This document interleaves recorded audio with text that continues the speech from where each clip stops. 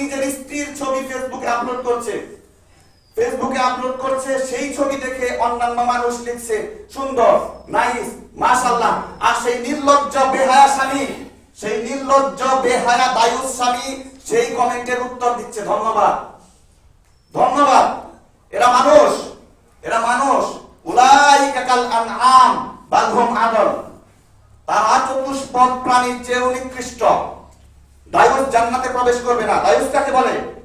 দায়ুস ওই পুরুষকে বলে যে তার অধীনস্থ নারীদের অশ্লীলতায় সন্তুষ্ট এবং সাহায্যকারী উভয়টি।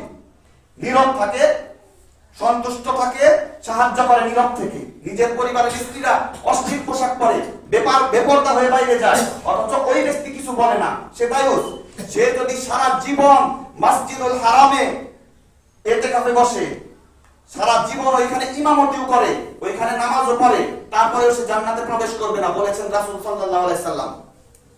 দায়ুস জান্নাতে প্রবেশ করবে না।